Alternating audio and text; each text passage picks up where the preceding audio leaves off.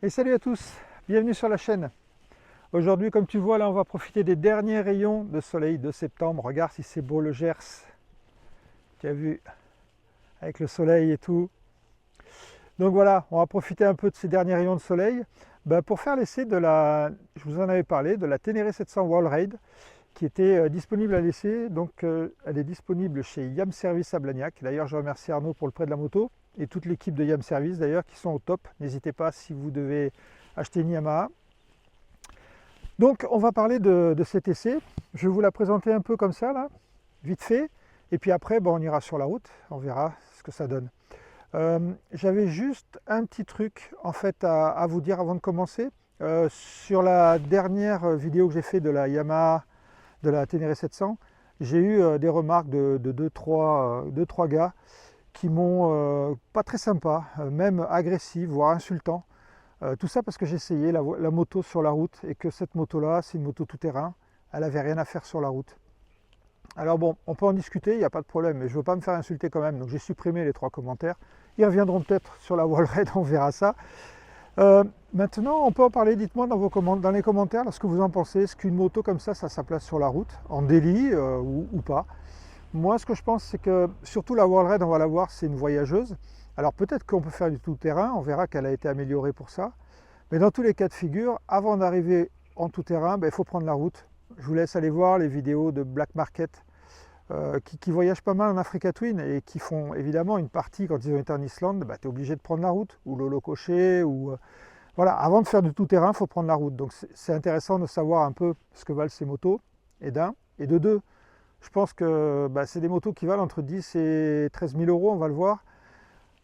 Donc il n'y a pas beaucoup de gens qui peuvent se permettre d'avoir 2 motos, une pour le tout-terrain, une pour la route. Donc il y a beaucoup de gens qui vont se servir de ces motos pour aller au boulot avec, voire exclusivement pour ça. Donc je pense que ces vidéos, elles sont intéressantes aussi pour ça. Et on verra que la Wall Raid, elle a sa place aussi sur la route. Allez, je ne vous embête pas plus avec ça. Maintenant, on va aller voir la moto. Et voilà donc la Ténéré 700 Wall Raid. Coloris bleu, donc elle existe en bleu, elle existe en noir. Donc qu'est-ce qu'on peut en dire? Alors par rapport, on va surtout voir les différences. Je vous invite à voir mon essai de la Ténéré 700 si vous voulez vraiment voir les caractéristiques. On va surtout voir la différence entre les deux machines. Première différence, donc on a une selle rallye monobloc, pas monobloc, pardon.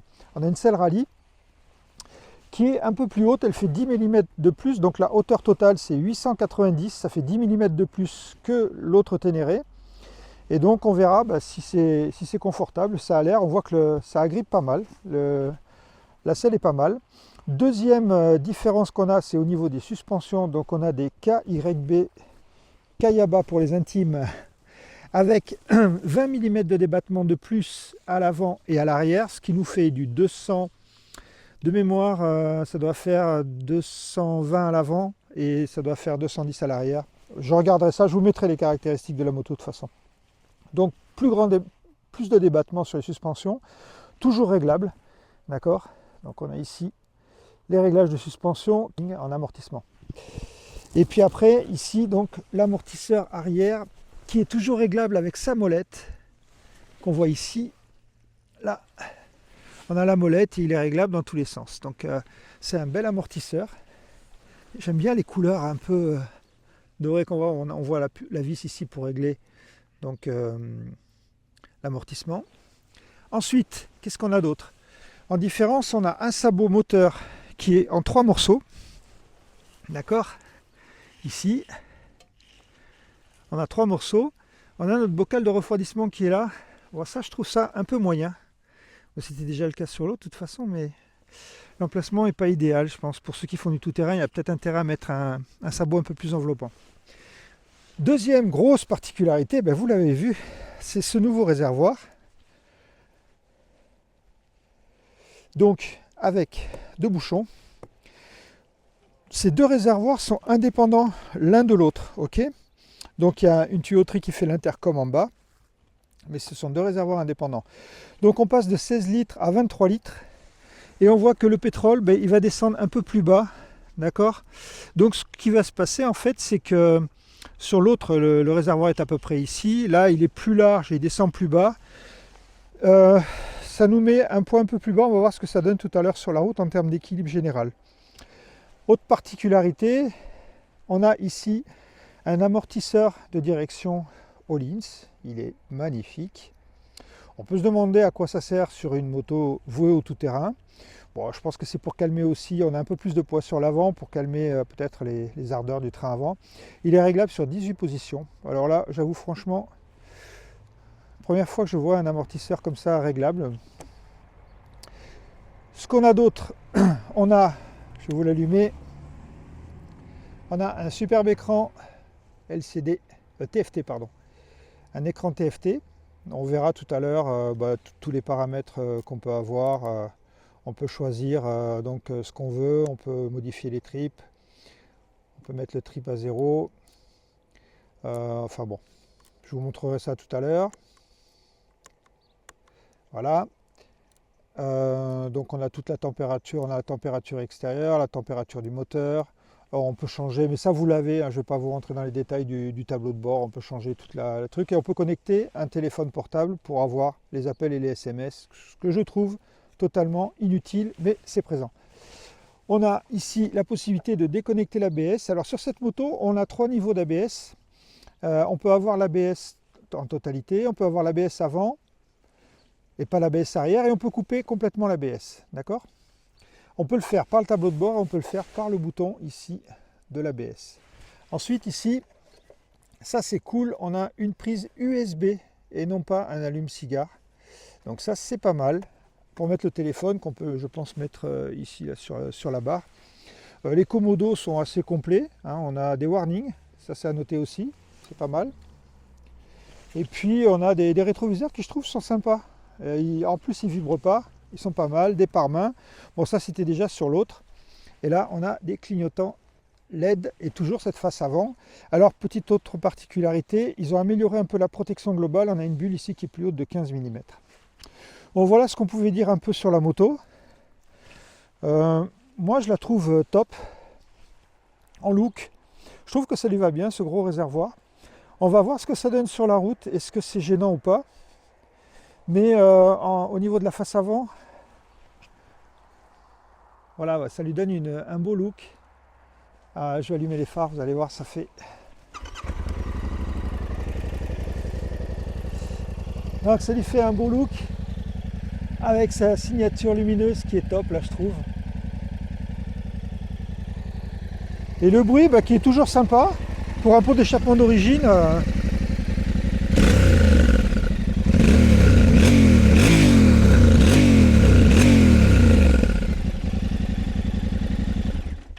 Voilà, donc voilà un peu la présentation statique. Après le reste c'est classique, hein. On a toujours des pneus mixtes Pirelli qui sont d'ailleurs plus, allez on va dire orientés 50-50 tout terrain en route. Et puis c'est à peu près tout. Sur ce, je vous propose d'aller l'essayer. Et puis je vais vous dire un peu quel est mon sentiment sur la route, je précise. Allez, à tout de suite. Voilà, bon allez, c'est parti.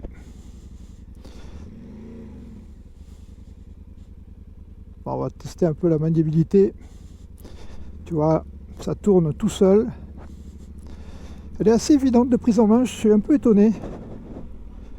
Je m'attendais à quelque chose de plus compliqué. Et en fait, bon là j'ai déjà roulé avec pendant une demi-heure à peu près. Bon, tu vois la position debout, tu me vois pas bien là, mais tu es à l'aise. Le guidon est haut. Il me semble que le guidon est un peu plus haut que sur la précédente. Sinon, on va commencer par parler de la position. Donc je vous ai dit, elle est plus haute. Elle est plus haute à peu près de 10 mm. On est à 880, là on est à 890. On a un peu plus de garde au sol. Et donc la première chose, je te le montre un peu sur la vidéo là, c'est que tu touches quand même, je suis à 1,86 m, j'arrive à toucher les pieds à plat. Donc ça c'est une bonne surprise. Ensuite, tu es bien assis dessus. J'ai l'impression que le guidon est un peu plus haut que sur l'autre, il faudrait que je vérifie. Et en fait, tu as une position, tu es vraiment dans un fauteuil. Ça c'est top. Donc tu es très bien assis, la selle me paraît plus confortable que sur la normale, il faudrait voir sur le long terme. Ceux qui ont une Ténéré, à voir, mais déjà en position, donc on a les bras qui sont bien à l'horizontale, relâchés, les jambes dépliées. Et du coup, c'est sympa de cruiser avec cette moto, avec cette position. Donc je trouve quand même que la selle a l'air beaucoup plus confortable que précédemment. Donc ça c'était pour la position. Au niveau, il faut rajouter quand même la position, une chose importante, le réservoir n'écarte pas les jambes. J'ai des grandes jambes, donc en plus de ça, ça m'arrive souvent, par exemple sur la Norden, j'avais les genoux qui étaient beaucoup plus écartés que sur celle-là. Donc en fait le réservoir est assez bien dessiné et du coup j'ai pas les jambes écartées. Ce réservoir il t'apporte une protection supplémentaire, c'est-à-dire qu'en fait tu es un peu protégé, je pense, des intempéries. Alors on va dire jusqu'à mi-tibia, parce qu'après je sens le vent, donc je pense que quand il pleut, ça doit être pareil. Oula, on va se méfier, on rentre sur des graviers. Donc position top, mieux que sur la normale, à mon avis. Si on parle amortissement, donc je vous l'ai dit, nouvelle fourche, toujours 43 mm, mais beaucoup plus 20 mm de plus de débattement. Donc ça c'est principalement dédié au tout-terrain, donc sur la route. Ça pourrait se concrétiser par un cheval à bascule au freinage. Moi ce que j'ai fait, et je vous invite à le faire d'ailleurs, j'ai durci l'amortisseur à l'arrière, ce qui fait que j'ai balancé un peu plus de poids sur l'avant, et donc du coup je précontrains un peu la fourche naturellement. Alors il faut savoir que ça c'est ce que vous avez sur les F800 GS, puisque par exemple le système EASA n'agit que sur l'amortisseur arrière. Ça marche bien, la fourche n'est pas réglable sur les 850 GS. Et donc quand vous prenez les freins, du coup il n'y a pas cet effet cheval à bascule, je trouve. On va faire les scellages, je vais rentrer dans le village, on va prendre les freins, on va se mettre les roues droites, on prend le frein avant. Alors bon, je plonge évidemment, hein. J'ai quand même plus de 220 mm de débattement, donc ça plonge, mais c'est acceptable. C'est acceptable parce que là on était sur un freinage violent, et quand vous êtes sur la route, en freinage on va dire classique, on n'a pas cet effet. Donc au niveau des suspensions, je trouve qu'elle est plus confortable. Ça nous amène un petit plus. On sent évidemment pas les ralentisseurs, les trous, les bosses, tout ça transparent. Donc les suspensions sont plus sympas. Dans l'ensemble, je vais dire que pour finir avec la partie confort et position, cette moto est plus confortable que la Ténéré 700 en normal. Voilà. Ça, c'est net. C'est le premier truc dont je me suis aperçu. En protection, on a 15 mm de plus, donc on a toujours du vent dans le casque, mais je trouve qu'il y a un peu moins de turbulence. Je l'ai essayé tout à l'heure sur la 4 voies. Bon, le casque est bruyant, mais j'ai moins de turbulence. Voilà pour en finir avec la partie cycle, avec la partie confort et la partie position. Maintenant, si on parle tenue de route, est-ce qu'on a une différence avec la précédente? Alors c'est ça qui est bizarre, la moto est toujours aussi agile. On sent pas le poids. Donc je vous rappelle que cette moto fait 220 kg versus 204 kg, elle fait 16 kg de plus, tout plein fait bien sûr. Et on a 23 litres donc au lieu de 16 litres. Donc il y a un peu plus de poids dû au fuel et dû aussi à tous les carénages qui ont été rajoutés, et puis peut-être que les suspensions sont un peu plus lourdes. Mais quand on roule, on le sent pas. Vous voyez sur cette route là, je peux la balancer, au contraire même, alors ça va vous paraître bizarre, mais je trouve que le poids supplémentaire qui a été rajouté, d'abord il a été rajouté un peu plus bas, et ça donne à la moto une certaine stabilité, et sur l'angle, elle est facile à mettre sur l'angle, et en fait, elle se pose bien sur l'angle, tu vois. je trouve qu'elle est plus facile à piloter au final, c'est ça qui est bizarre. Plus facile que l'autre Ténéré 700 qui était super légère et que du coup, quand tu as une moto trop légère, ben, ça peut te surprendre un peu, tu vois, elle peut se bouger. Là, ici, elle bouge pas. Donc, je trouve qu'au niveau de tenue de route aussi, et au niveau plaisir de conduite, ben, c'est un plus par rapport à la Ténéré 700 normale. Tu vois ici, les enchaînements, tu la balances, je l'ai que depuis une demi-heure et je commence vraiment à m'amuser avec sur les petites routes comme ça. Alors évidemment que les routes soient abîmées ou qu'elles soient lisses comme ici, tu peux vraiment bien rouler. Donc au niveau des freins, on a dit que c'était les mêmes freins. Est-ce que le fait d'avoir les mêmes freins avec le surpoids, bah, on a des freins de moins bonne qualité? Alors je dirais que les freins ne sont pas violents.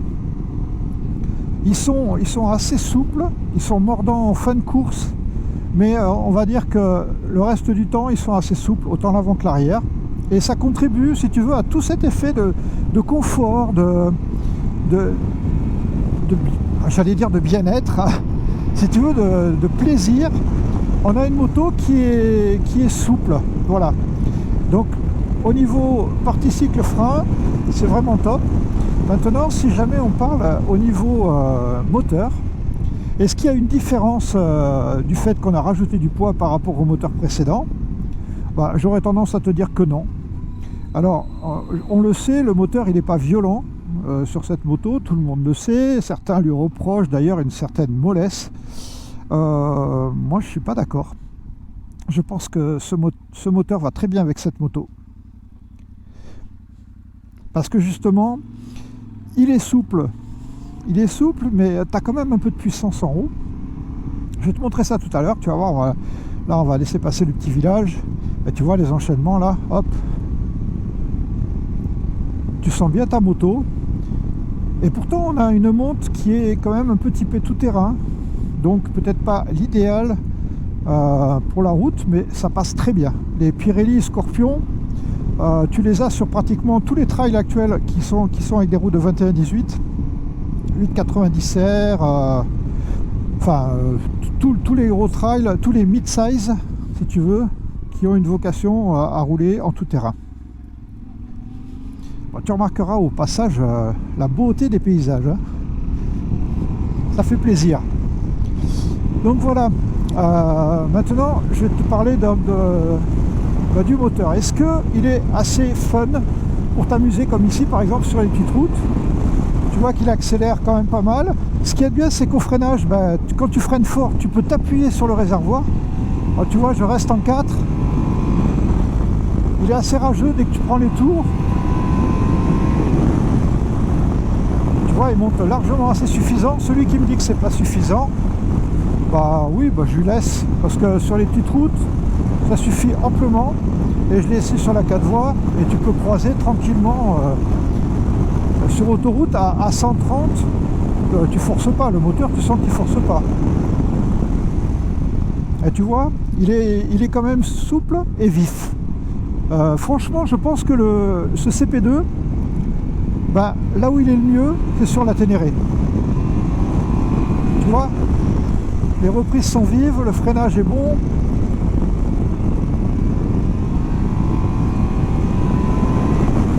Tu vois, les sorties de courbe en 4, c'est efficace, quoi.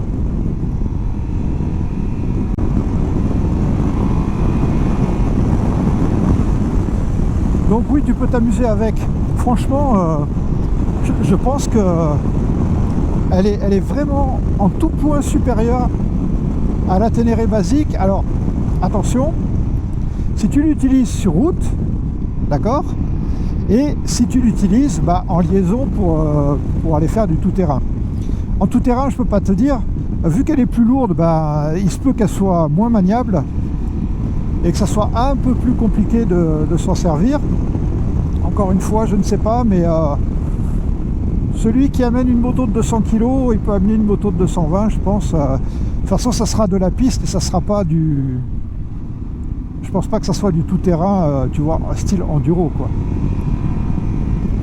Mais bon, voilà, je trouve qu'en moteur, partie cycle, c'est mieux que la précédente. Alors en plus de ça, tu as 23 litres. Donc 23 litres de carburant, ben, ça te permet de faire...